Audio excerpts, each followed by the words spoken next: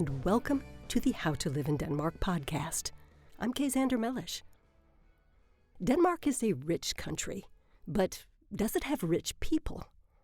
It does, but Denmark's wealthy tend to keep a low profile due to the informal Jante Law in Denmark that prohibits too much showing off.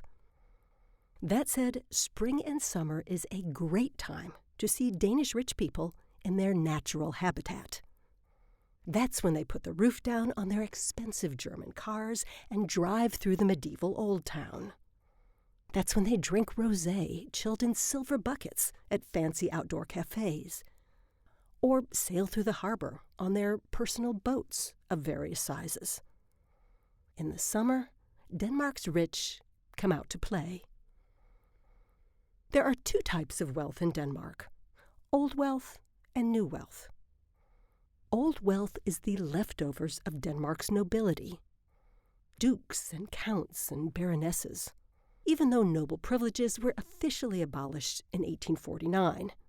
Many of these families still own their old castles and country houses, some of which have been turned into hotels or fancy restaurants. You can stay there for a weekend with your sweetheart. It's very romantic. And then there's new wealth.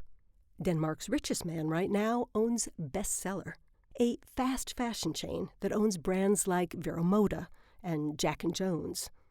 The heirs to Lego, which is less than 100 years old, are also quite well off, and so are the heirs to the Echo shoe fortune. Finance types and entrepreneurs also figure on the list of the richest people in Denmark. Every year, one of the local newspapers publishes a list of Denmark's top taxpayers, the people and companies who have paid the most taxes. In 2020, the top individual was a successful hedge fund guy who somehow ended up paying more taxes than Danske Bank, Denmark's largest bank. In 2021, the list featured a man who had gotten rich selling COVID quick tests.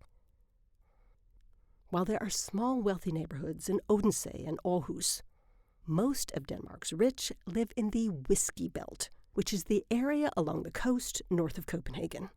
It's called the Whiskey Belt because back in the day, whiskey was the most expensive alcoholic drink. Poor people drank beer and schnapps.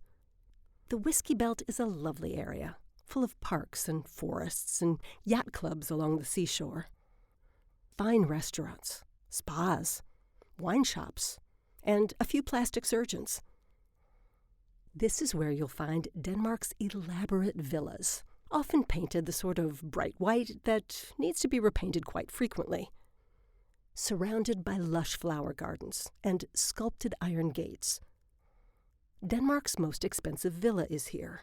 It was recently listed at 68 million kroner, or about $10 million. It's very pretty and bright white. It's on the water and looks out at Sweden. If you haven't been invited to one of these houses for a cup of coffee or a glass of wine, you can take a tour on your bicycle on Strandvej along the water, or in parts of towns like Holte or Charlottenlund or Klampenborg. Even from the street, these are very pretty villas. Klampenborg is near the Royal Hunting Grounds and the Dorhauen Amusement Park, which features a theater with a revue where comedians do short sketches. One of the most popular sketches are the recurring characters called Fritz and Poul, the snobs. Fritz and Poul are a satire of Denmark's rich. They're a silly and pompous pair who are always seen wearing pastel cashmere sweaters and silk ascots around their necks, drinking Campari out of expensive glassware and complaining about the au pair situation. Au pairs being the only kind of servant commonly found in Denmark. You can see Fritz and Poul on YouTube. Remember, Poul is spelled P-O-U-L. So, while the uber-rich have their private planes and private getaways, the best place to see Denmark's medium-rich, or nouveau riche in one place, is the otherwise sleepy resort town of Skagen, at the very tip of Jutland up by Norway, in week 29 of each year. Week 29 is kind of in mid-July. Now, for most of the year, Skagen is a backwater where the chief entertainment is going out on a huge sandbank and seeing where the waters of the North Sea and the Baltic Sea meet. Super exciting. But in week 29, 50,000 of Denmark's rich and famous descend on this town of 8,000 residents.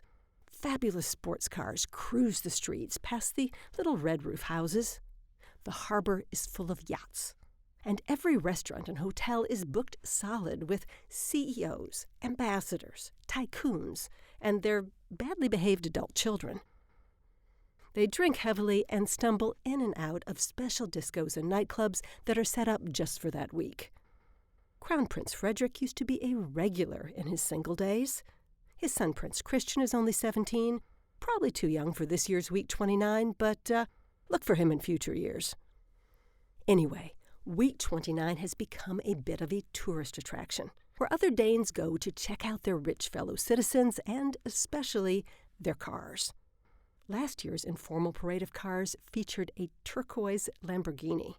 Imagine being able to afford that while still paying Danish taxes. Well, assuming they do pay Danish taxes. Anyway, ordinary Danes have to watch from the sidewalk because the outdoor cafés have been booked out for months in advance. One enthusiastic female spectator told the local news, "I came to see the clothes and the shoes and the jewelry." You might not be able to become rich in Denmark, but you can enjoy watching the rich from a safe distance. And that's the How to Live in Denmark podcast for this week. We have transcripts of every single one of the podcasts going back 10 years. Yes, indeed, we started in 2013 on howtoliveindenmark.com. Kick your feet up, sit with your iPad, sit in the sunshine, and enjoy. Otherwise, you can always get our books at bookshowtoliveindenmark.com or follow us on social media. See you next time.